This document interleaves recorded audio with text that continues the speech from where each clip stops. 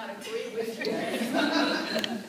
But it's lovely to be here again. And, you know, Serra, the LDC grant didn't come about just because of me. It came about because of all the people in San Diego and Imperial counties, because of Connie Constantino, who really knew you all and cared and brought it to our attention. And for my director, who said, sure, go do pro bono work. We're not going to get anything out of the grant, but it's going to help a bunch of people. And the fact that you don't have to be students at our school didn't matter to our director. We wanted to try and do some good with the federal money that we knew was out there looking for people to propose to it. So I'm just happy to be here again. And I'm going to start by saying that it's the third year of the grant, but it's also my retirement year. And I have formally retired as assistant director of lots of different stuff, including professional capacity things, which is why I did the grants. And I'm going to be returning to San Jose State SLIS as a part-time faculty member. And I'll be responsible for career initiatives, which is what I'm going to talk about today, and again in March if I can make it down. And I'm going to be talking, and I'm also going to be responsible for another Laura Bush grant that I am co-director on. San Jose State went into partnership with the American Indian Library Association last year, and we just completed a full year of another Laura Bush 21st Century Librarian grant, this time focused on helping Native American students in an online environment. So we have 21 students in our grant, and they live everywhere from Alaska to Michigan, Minnesota, Oklahoma, Maine, Hawaii, one in California. And that's really interesting because they can't get together the way you guys can. We can only really bring them face-to-face once a year, and I wish we could bring them together more. But so your grant was a pattern for some other grants too. But the reason I'm telling you about the retirement is I'm going to be absolutely unavailable offline, off phone, for the whole month of October and November. So if after our meeting today you want to talk to me about anything, you've got about a week to do it. So just letting you know, and then when I'm gone, other people can help you with career advice. But the program is about diversity here today, and I'm really looking forward to listening to what's going on, and from the students' point of view and from your libraries and the communities you serve. Vera said I can talk about anything I wanted to talk about. And what I'd like to talk about is career pathways and where you go when you're in school. And I know it almost sounds like a broken record, but you're here because you're getting a degree that will allow you to move into a profession. And then it's such a wide profession. I don't know very many degrees that let you do so many different things. And frankly, the options can be very overwhelming. So we keep thinking about what we can do about that. So let me ask a couple of questions first. Let's see who we've got here. And then prepare yourself to be put on the spot and asked to talk a little bit. And I'm going to try to make my piece a little shorter so we kind of get back on schedule, given the math question, who will lie to everybody. That's the hard time is finding a place. So I know some of you are mentors and some are students. So this is aimed at the students. So who here has just started library school? Is this your first or second semester? 1, 2, 3, 4, 5, 6, 7, 8. Okay, goodly number. Who's about halfway through? 6. Good. And who's close to finishing? Yay, team. Okay. We're going to get some people through. And I know it's hard for those who are halfway through, who are not going to be finishing before the grant runs out. And I hope that you'll find ways to continue without the grant funding to meet your own personal and professional goals. We took you as far as we could. I wanted, when Vera and I worked on the grant with the advisory committee and the administrators in the Serra system, we didn't want to insist that people take a full course load, because we wanted people to take the number of classes that they could personally succeed at. So if success means you do one a semester because you've got a full-time job and a lot of commitments at home, that's success. If you could manage to do more, then you did more. So people do what they can, and we got them as far as they could. So in the room, the students, who's working as a library staff member right now? Okay, quite a few. Is anybody who's a student working as a librarian, even if you don't know it? Okay, so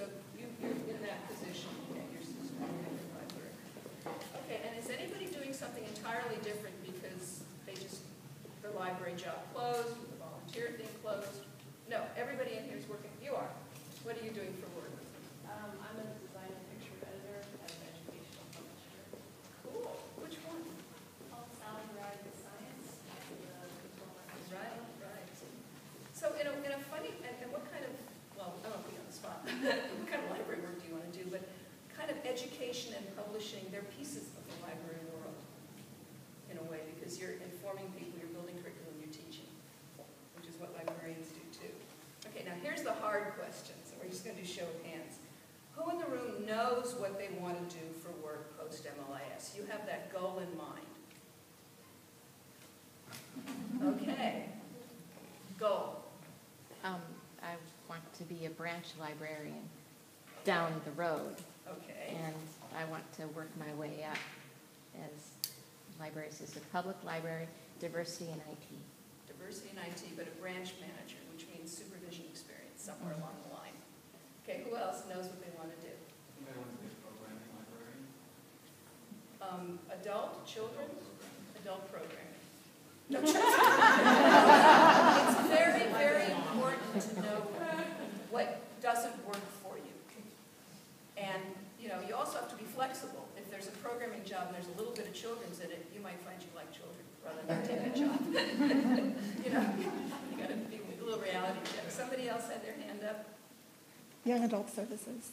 Young adult? Young adult services. Okay. So out of the whole room, we have maybe 3 people who are pretty much focused on where they want to go. Who thinks they know? Have a couple of ideas that you're trying out, different career pathways? Yeah? I'm interested in archives, and I've been doing the history room in my library, so that's been really interesting. And then outreach work. So. No, but that's actually good because if you do a reality check, there aren't a lot of full-time archival jobs in a public setting. You know, maybe in the Huntington. Right. But anybody else have some ideas? Yeah, I like the public library department, but I'm not exactly sure what direction I want to go. So. Okay, so you don't know if it's technical services, behind the desk, talking to people, running something. You're trying things out. Yeah. Okay. Now, who's out? Who is just trying to figure it all out? You just started school. There's a lot of options. You're a little bit confused. I really love public libraries and kind of debating adult reference librarian versus being a children's librarian. I look at school library and public library and law library, so kind of experiencing different. So actually, you're piecing together work from different places, but that's giving you a chance to experience different environments, which is actually really, really important. Because when you think about it, what do you know about libraries when you start library school? What have you experienced? Well, growing up in California, I don't know, but theoretically you've experienced a librarian in a library in an elementary and a secondary setting. In California, that's not too likely anymore. And you've been to college, so you've seen what academic librarians at a college level do. And you work in a lot of your public systems or have been participating in your public, you know, as a patron. So you know that. But then there's this whole other world.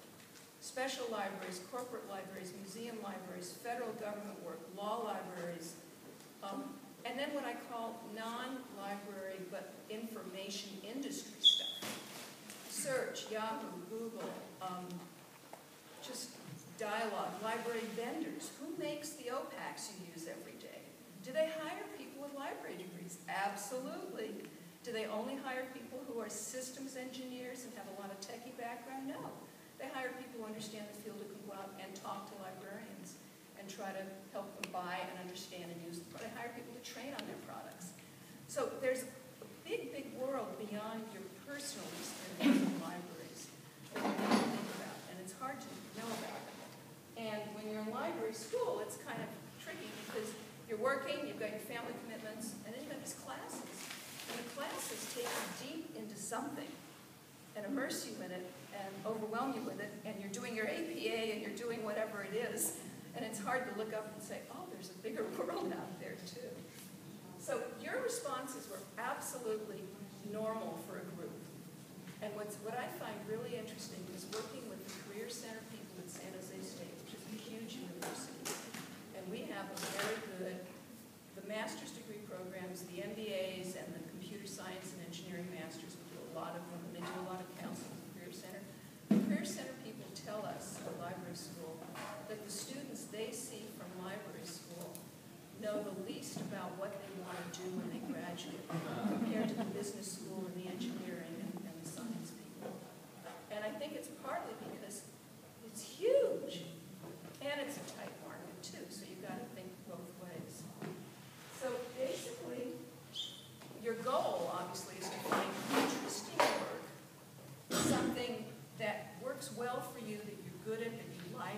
that maybe 75% of the time you like what you're doing, and 25% you can live with, children. It's a reality. But it's also very common to keep reinventing yourself work-wise. I mean, you guys, this isn't, the first time you worked. You've probably been working most of your adult lives. And you've done a lot of different things, and you learn from all the things you've done. And there are a lot of people who even switch jobs within the same organization. If you're in a public library system and it happens to be a big system, and you think you want to do desk work and you find you really are more attracted to something else and you have the background, you might be able to move into that. So there's ways to keep reinventing yourself within an organization and beyond that. So the title for my talk was Our Career Paths Straight Lines, and obviously they're not. I mean, that was like a throwaway title. Michelle said, what are you going to talk about? So they're straight for very, very few people. I mean, I have a lot of friends, and I ask them sometimes at parties and dinners, are you doing what you thought you would be doing when you were in college? That's a really good question to ask. 90% of the people say no, and the ones who say yes are usually doctors or scientists, molecular biologists, or something like that. Everybody else has kind of changed over time. So a lot of us take pretty circular paths to finding what we want to do. And my example, and I'm sure some of you have heard it before, is really interesting. Because when I was in college, I didn't have a clue what I wanted to do. I knew what I was good at. And if you're smart, you're good at a lot of things. So trying to focus on what you're good at and what you're not so good at doesn't always help. Because you can be good at 10 things, but you can only really love doing 3. And the others, you're good at them, but if you didn't have to do them, it would be fine with you. And so I actually went to the counseling center, and I took some tests, and I sat down with a lady, and she said, well, you could be a teacher, or you could work in a library, or you could be a forest ranger. And I said, okay. And then I went off and finished my degree. And I was working as in the library to work my way through school, because I paid for my own schooling that way. And I had applied to library school, but I didn't know what kind of librarian I wanted to be. I just knew that I liked working in libraries, and I didn't like shelving books, because that's what I've been doing the whole time I was going through school. So I thought, okay, let's go to library school. And I applied, and then I got a call from the Dean of Admissions, and she said, I've got this $500 scholarship from the California State PTA for anybody who's entering library school and promises to be a school librarian for a year or two when they get out. And I was working my way through school, and at that point, that was more than a semester's tuition. We're talking a long time ago, more than 40 years ago. And I jumped at it. I said, sure. So that was my career path. That's how I became a school librarian. Because somebody was going to give me some money to do it. So I went to library school, and I also had to go over to the School of Education and do some education stuff and get my teaching credential at the same time. And I did all that. And I did my student teaching, and I did my student library work, and I wanted to be a teacher. When I did that, I realized I really liked being in the classroom as a student teacher, and I wanted to teach English. And I was living I was going to school at Berkeley, and I was living in the Oakland, Berkeley area, and I didn't drive. I was 24 years old. I didn't drive, didn't have a car. And I went looking for work, and I wanted to get hired as an English teacher, and there were no jobs that I could commute to. But there were 3 library jobs opened at Oakland Unified School District. So I wanted to be a teacher. I became a librarian again. So I got my first job as a school librarian. It turned out it was a good fit for me, and I could take the bus, and it all worked. And I did that full-time for about 5 years. And then I got married, and I had kids, and I started doing it part-time. I did it part-time another 5 years. And then I got bored. I was good at it, but it wasn't what I wanted to do with my time anymore. And I thought, okay, what else do I know about the library world?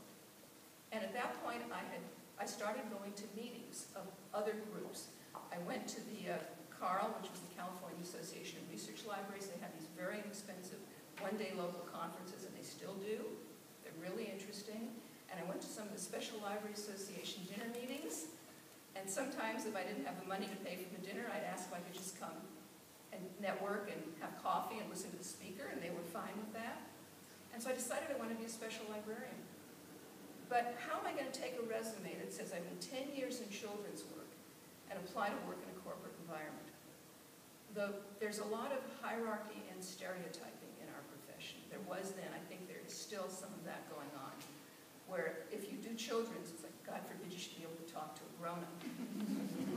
So what I did is I went to a career counselor, very deliberately, and she helped me tailor my resume.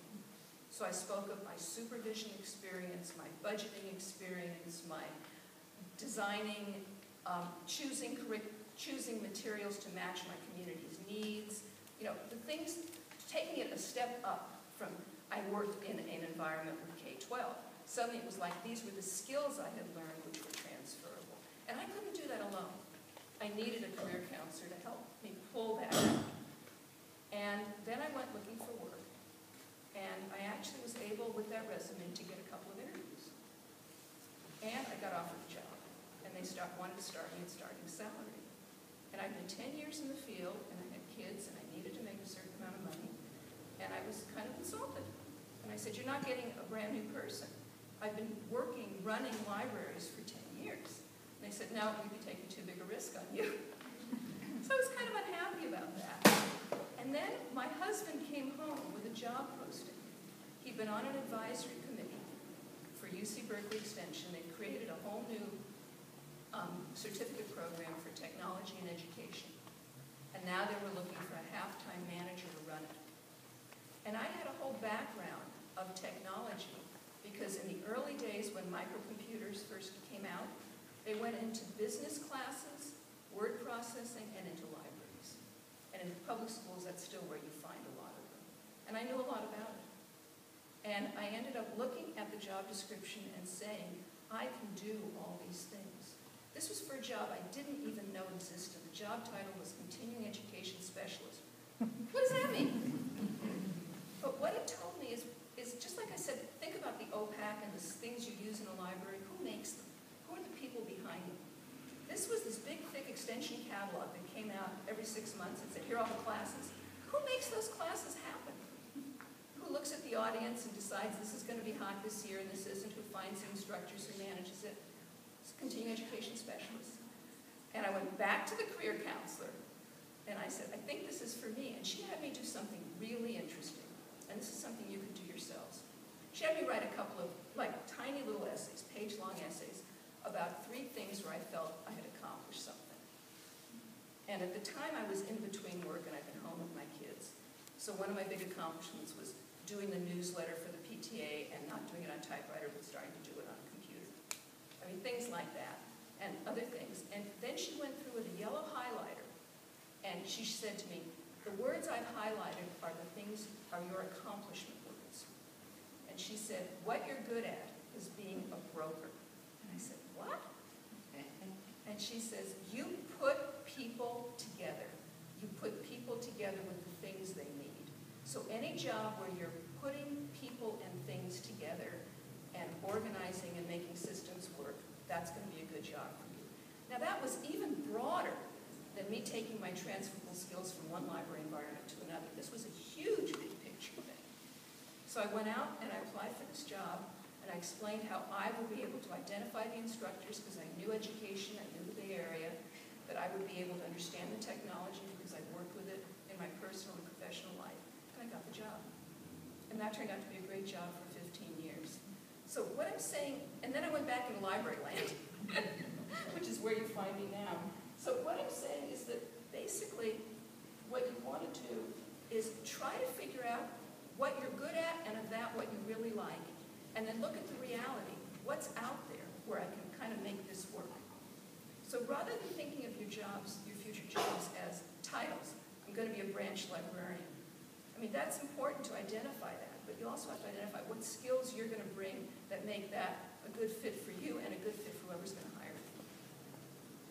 So I think when I think about careers, and I'm not saying jobs, I'm saying a whole professional life, I think there are 3 parts to thinking about it. One is figuring out what you want to do and then learning how to do it. That's why you're in school, to learn the skills. I mean, you're learning real things you're going to use on jobs. And you're going to go go out and say, I can do this stuff, I know what this means. Those core competencies, you're going to be able to talk about every one of them intelligently before you graduate. And the other is looking at the reality. And that's particularly important in this environment today, unfortunately. But what you want to do versus, is anyone hiring for that right now? And are they going to be hiring when I need to find a job, if I'm coming out in a while? And are they hiring where I need and want to live?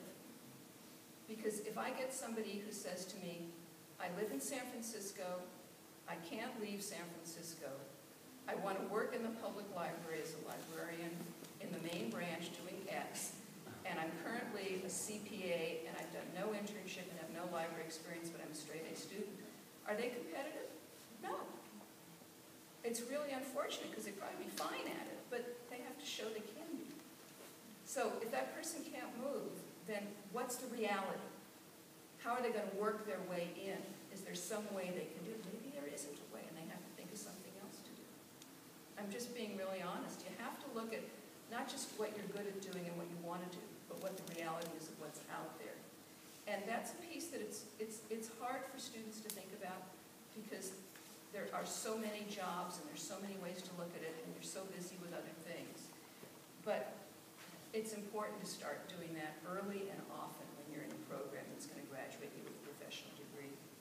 The third part of a career, building a career, is going out and finding somebody to hire you to do it. And that's the piece that I call, that third and last piece, I call that career coaching. And that's how to network with a specific job in mind, how to do informational interviews, develop resumes, develop cover letters, sign up on job boards, find out about civil service and government exams. That's all that nitty-gritty. But when people think about going and looking for work, that's what they focus on. My resume. A resume doesn't exist in a vacuum. If a student says to me, would you look at my resume, I go, show me the job posting you're submitting this resume for. Well, I'm just doing it to practice. Fine. Pick a job posting and practice with that in mind. Because that career coaching piece comes after you know what you're good at, you know what you want to do, and you identify kind of a reality world of where you might be able to do that. Then you do the career, the little nitty-gritty, the resumes, the cover letters, the informational interview. So right now, while you're in school, even for the people who are just about finished, this is your time to figure out what you want to do and learning about yourself and how to do the skills you want, and then doing your research. So what I want to ask you is how many of you have looked at or really used the career development site? Now, I know not all of you are San Jose SLIS students, but this stuff is available to everybody on the web. So let's see if I can show you. Has anybody gone into the career development site and looked at career direction? Some people have. Have you found it useful? What have you found? Is this the same site that sort of shows, like, you want to be this kind of person, like, think about these kinds of classes? Actually, I don't know why this thing isn't doing it. Give it a minute. Speak to me. There are two, if you look on the main page, the main web page, yours? Search, find it. If you look on the main web page, on the left-hand nav bar, on slisweb.sjc.edu, I don't know why it isn't coming up.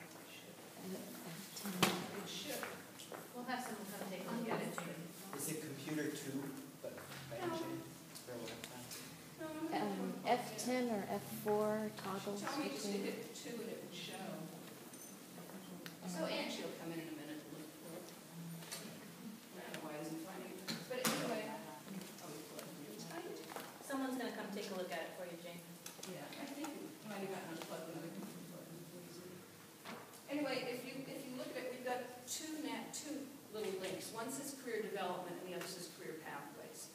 The career pathways are like, if you're interested in archives, here's the kind of courses you want to take, here's what people do. If you're interested in children's services, if you're interested in teacher librarianship, if you're interested in web design, those are called the career pathways. The site I wanted to show you was the career development site. And what that site is it's absolutely, I don't know what it did. It was